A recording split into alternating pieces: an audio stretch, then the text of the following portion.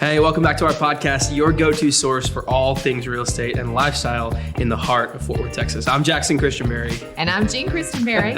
And together, we're here to guide you through the vibrant world of Fort Worth and surrounding suburb living. We believe in creating a community where everyone feels at home. And that's why we're committed to bringing you honest, expert advice in a fun and friendly way. From the bustling streets of downtown to the serene suburbs, we've got the scoop on what makes each area unique. Each week, we'll dive into the latest market trends, offer tips for both buyers and sellers, and share insider knowledge to help you make informed decisions. So whether you're a first-time home buyer, a seasoned investor, or just curious about some of the Fort Worth charming neighborhoods, you're in the right place. Let's jump into today's episode.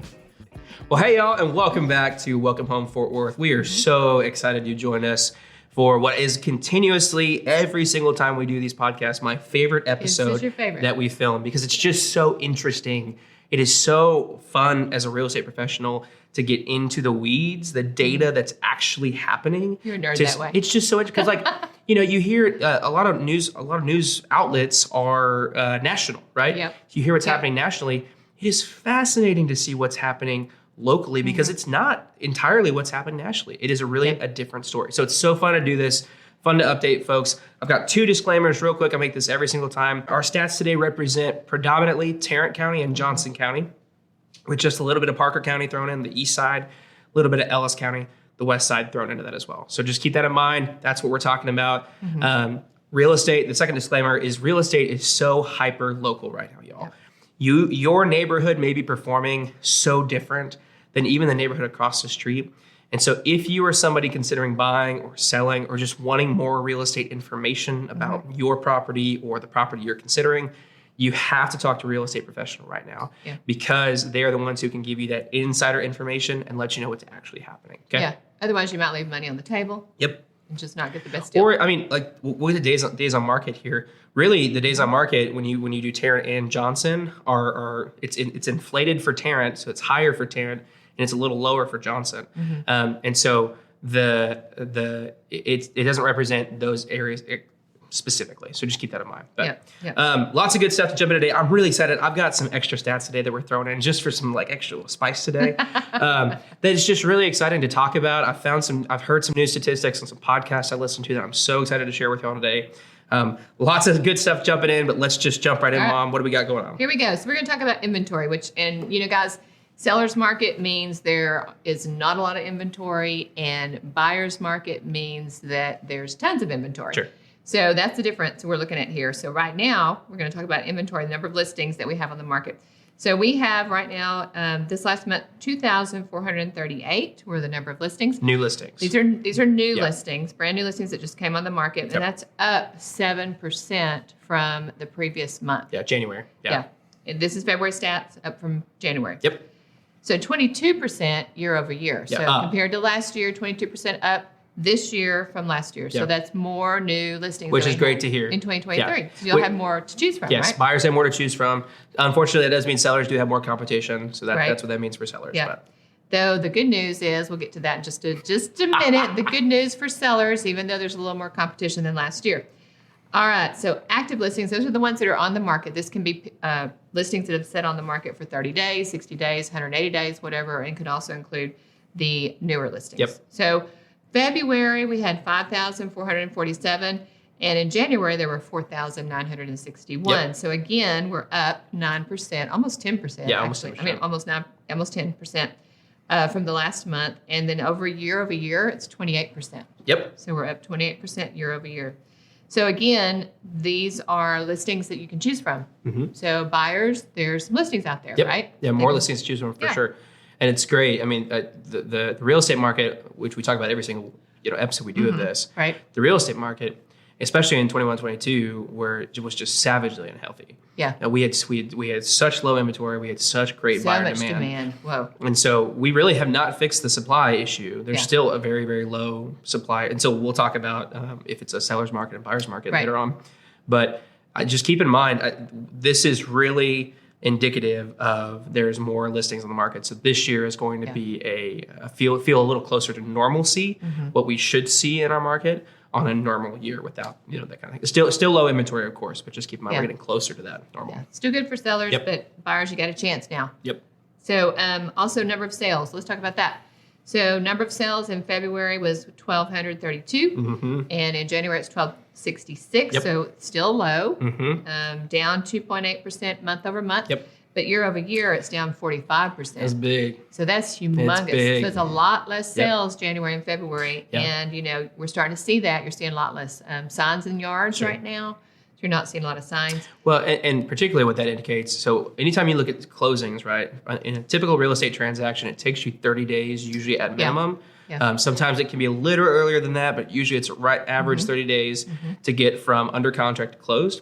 And so anytime you see, we're talking about sales and closings that have happened, that's an indication of what happened the month before, Right. what went under contract, what went pending that month before, and that it closed that month. So really, that's a data point. Even though we were talking about February, it's really indicating the activity that happened in January, right? Which for us is very common in this market, in all real estate markets. Really, It's seasonal. It's seasonal. Yeah. We have extreme seasonality in this market. Yeah, we do. And we're still on the back end of some of that seasonality right now Yep. before it starts heating up. Yep. Closed price. Let's talk about that. Oh, real quick, Yeah, go ahead. on number of sales, this is a point that you have talked about a ton before that I've never actually tracked, but I wanted to add it to our tracking. Yay. This is, I was able to figure out a way for us to see how many closings that have happened that a seller Oh. offered contributions, so Okay. concessions, that seller gave money towards the buyer, which this number, honestly, it shocked me. I don't know if this is shocking to you. That 57% of all closings in crazy. January offered seller contributions. Wow. That's 707, right? Yeah, 707 that seems closings. high, doesn't it? Yeah, it seems very high. Just to hear that 57% of all closings offered concessions, Yeah. like that. I mean, that's indication of the market. That's what that indicates. That's also, I think, a little bit. What I would also describe as like what is commonplace. What usually happens in a real estate transaction. So anytime, if you're a seller considering selling your home and the buyer is asking for concessions, understand that that's not this, how dare they? It's actually a little commonplace. It's actually the majority, 57% of closings for January at least. Yeah. Speaking about January. Well, so. some of that usually Or is February, excuse me. Some of that's inspections, right? It may be money for a different repair Yeah. or something like that. Yeah, and it could be- so a lot of that is that. So it can be that. Yep. And that is very common. Yeah. We just hadn't seen it in the previous Well, market. and a lot of people are still asking for sellers to give money towards rate buy downs. Rate buy downs. So, Yeah. that just to fix that. It's almost a marketing fee in that way. Well, in our new construction homes, we're doing that so Golly. severely. They're giving $15,000, $20,000, $25,000 in buy downs. So, sellers are going to have to compete somehow with that. Yep. So they're having to do that too. Yeah, big time. So, lastly, closing price. Yep. So, average close price. Lastly on supply at least. Yeah. And this is supply. So closing price, absorption rate's down. Absorption rate for y'all is how quickly the properties are absorbed out of the market. So how quickly the market absorbs the properties. So we're down to 0.22. Which is 22%. Which is 22%, and that's still a seller's market. Yeah, it's 20% is usually the line for a seller's market. Anything above 20% is usually what we consider to be a seller's market. Anything below 15% is a buyer's market, which means that homes are just getting absorbed. Slowly. Yeah, exactly. Very slowly. So this is still good news for our sellers. Yeah, and this is the part that we were talking about. I mean, this is a good thing. Yeah, and your average close price in February was $410,160. That is down from January, which was $412,814. It's down a very minor amount, 0.64% month over month, and from year over year, last year was the average close price was $409,763. So it is up 0.1%, but we're talking super minor stuff here, y'all. So just something to be aware of. All right, but getting in, so that's the supply. So again, real estate, if you ever took an economics class, supply and demand, real estate is dictated by supply and demand. Everything we do is supply and demand oriented. If you want to know how the market is, I've got to talk to you about supply. I've got to talk to you about demand because that's how I indicate how the market is, right? So those are kind of supply indicators. That's inventory that's on the market. Those are the homes and what's happening with the homes on the market.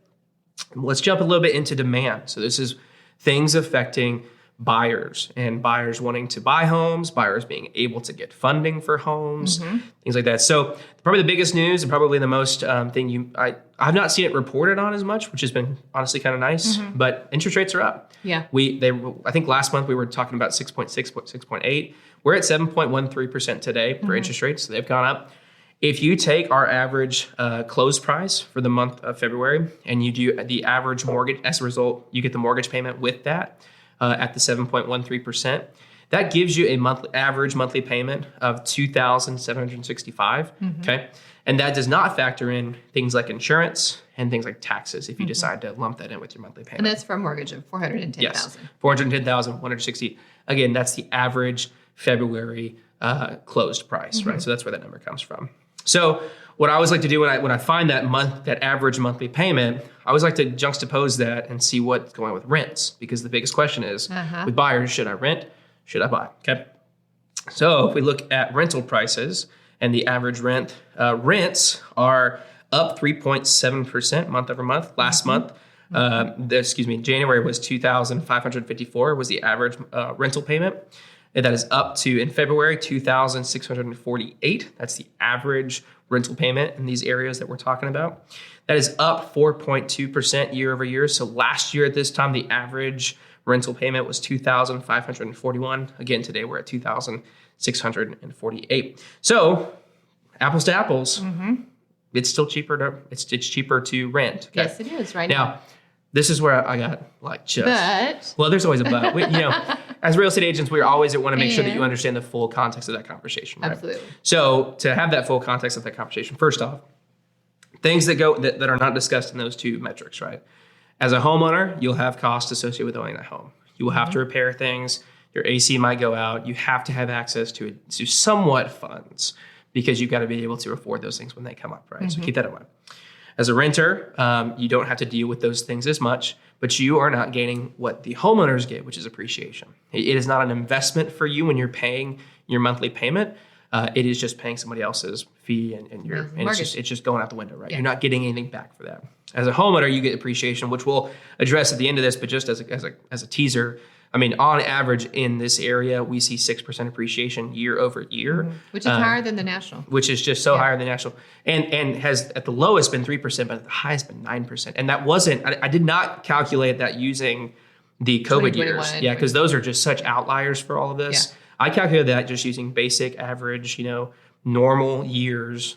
So just keep that in mind. But so, those are the conversations that go into a rent versus buy scenario. The other thing I think we need to really talk about is, let's say you save that money. So you're saving, let's see, you've got $2,648. You've got $2,000 for your rental, You've got $2,765. So you're about $100 different in those two payments. If you factor in insurance and taxes, you're probably looking somewhere close. I would add at least $400, if not $800, depending on your insurance policy, based on the average tax rates I see around here. So, we're talking, just for sake of easy math, we'll call it $800, right? Maybe you got an $800 difference in taxes and insurance included into that monthly payment. Okay, $800. You're saving you chose to rent. You're saving $800 a month rather than spending that into a home payment. Okay. What are you going to do with that? What are you going to do with that money? Okay. Let me tell you what the average American does with that money. This is, as you can tell, I'm getting really pumped up right now because this is the stat that I found that is just... Because you feel passionately about people building wealth. This is bonkers, y'all. This is just bonkers. And this is something that nobody talks about when this conversation comes up. Listen to this. There is a statistic that is tracked by the U.S. Bureau of Labor. And it's this thing called the personal savings rate, okay? It can be generally viewed as the portion of personal income, somebody's what they make, their salaries or whatever, bring home. that is used either to provide funds to capital markets, so investing in stocks and all that kind of stuff, or to invest in real assets such as residences, okay? Hey everyone, real quick before we get back to the show, if you're on Facebook, Instagram, or YouTube, we'd love to connect with you. We post a lot of content like this in case you miss an episode, along with more Fort Worth and surrounding suburb local insights and finds. You can find our team at the Christenberry Group on all social platforms, or you can connect with Jackson and I personally on our Facebook and our Instagram accounts. Just be prepared for lots of pictures of my grandson on either account. Now back to the show. Literally tracking the average homeowner's investing activities or investing activity. So here's the deal. Here's what you need to know. Okay, in 1975, May of 1975, it was 17.3%. So the average American took 17.3% of their income and put that towards investing, put that towards building wealth, right? Okay. Today, that number is down to 3.7%. Okay? Wow, that's a huge drop. It's huge. Okay. So just taking this math again, I need to pull out my phone. I apologize because that's very improper podcast behavior, but just for the calculator. Okay. I promise. And what I'm going to do is I'm going to take that number. Okay. So the average American, if you look it up, our average salaries are around, it's just shy of 60,000, but we'll call it 60,000. Okay. 60,000 you make a year. Okay. We're going to divide that, or we're going to multiply that. 60,000. Okay. Multiplied by this 3.7%, right? 0.037. Cool. 2,220. I don't know if you can see that on my screen. 2,220, right? That is the average American's investment and what they're going to spend in investing into real estate or in stock markets. Okay. Okay. All right. I know we're in the weeds. Stick with me. We're getting through it. I promise. Okay. And that's a year? Or That's a year. That's a year. Exactly. So divide that by 12. 185, y'all. That is the monthly amount that the average American is going to invest. Okay. So subtract that from that 800 difference we talked about earlier, right? You're looking at what that's 200. We'll call it just easy math, $200 or 200. So you're at $600. Okay.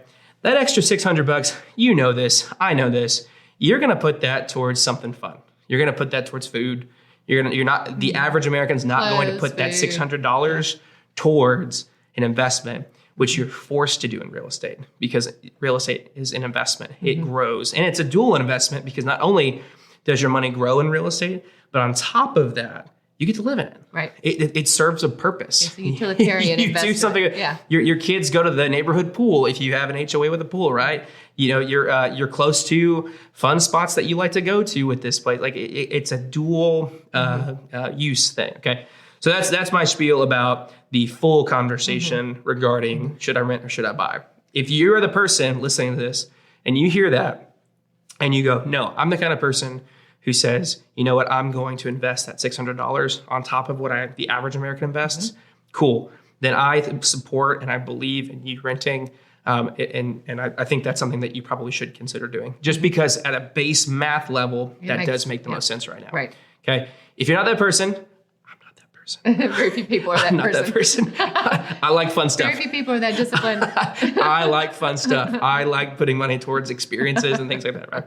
So if you are not that person, I'm going to recommend that we at least consider your financial situation to see, the only other question I have at that point is, are you the kind of person who has enough money in case something goes wrong? Yeah. Okay. If your AC goes out, do you have a cushion? Because if you don't, I'm going to encourage you to build that cushion. But the second you've got that cushion or that we're close to that cushion, y'all, I think it's something you want to consider because it forces you to gain equity, to gain wealth in this, in your home, in this thing you live in, right? So and you don't really notice it. Yeah. I mean, it's like you said, a forced You're paying savings. it. Yeah, you're paying it. Forced investment. And the other thing that's cool is that a lot of people that are considering doing this are younger or just starting their wealth journey. Yeah, sure. And so you've got time on your side. Yeah. You've got so much time on your side. Yep. So that'll be able to compound and and grow massively. So long spiel just to say that is, if you're going to ask me if I should rent or should I buy, that is a holistic look at that conversation. Yeah. Okay. Yeah. I'm not saying buying is not right for everybody. It's just not. But it does. Is it a great way to build wealth? Absolutely. The average homeowner has built, the American homeowner has built so much wealth through real estate in just their primary residence. So, absolutely. So, all right, moving on. So that's my spiel about renting versus buying. So just have that information for you. All right, moving on. We're talking about demand factors, right? So these are things that affect somebody's, these are things that indicate activity in demand. So, for example, one of the things we track is purchase application data. So the amount of mortgages that people are applying to purchase, to take on, right? This data is down. So from February 14th, we were at 149.6 as the index point is what they measure with it. And then the February 21st, we hit 133.6, which we're still at. It updates tomorrow, so I don't have that new February 28th, but you can check back for that. So that indicates, that's down 30.5% month over month. Less people are going after mortgages right now. 7.13% interest rate, that's not unheard of. Mortgage application rate really does follow interest rates growing, and they're inverse related. So as interest rates go up, mortgage application tends to go down. and vice versa, right? As interest rates go down, more people go in and try to get mortgages. Consumer confidence gets kind of Sure. a little Yeah, bit. just a little bit. So you want to make sure we're tracking that. It is down only 10.1% year over year. So that kind of shows you the difference in seasonality a little bit there. And then it also shows you a little bit what's going on with interest rate. I should have gotten this statistic and I didn't. Last year, do you remember what interest rate we were at this time last year? I want to say we were still in the sixes. Yeah, we were. But I don't know if that's accurate. So we'll have to check on that. But I think around this time we were in the sixes and now we're in the sevens, right? Or upper fives. Yeah, something like that. So anyways, days on market. Okay. If you're the kind of person that is getting into the market today, these are some things that you might want to know about. Okay. The average days on market, I mentioned this at the beginning of the podcast, is 69 days on market for the month of February. And that is literally the exact same it was in last year over year. Yeah. It is up 5 days from January, which was 64 days on market. So just waiting a little longer on the market, but nothing substantial. And again, the exact same as it was last year. I think it's real interesting that your July numbers here, 41 days on market in July. Yep. Again, that kind of shows that seasonality that kind of, and also related to interest rates, right? Because they were different. Yeah. Yeah. I don't think we were in the sevens yet. We were definitely in the sixes, but I don't think we hit, we might have hit sevens after. In fact, Silicon Valley Bank thing happened last year. And I think that got us into the sevens when that happened. The sevens, But anyways, all right, close price. So this is the percentage of original list price. And so this is like close prices versus like what they listed at. And so where did, you would think about this as like, if I list at 450K, this is me taking an offer at 445K kind of thing. So percentages. The average percentage of that, so homes sold on average in February for 97% of their list price. Okay, so below. And that is up from 0.5% from January, which was 96.5%.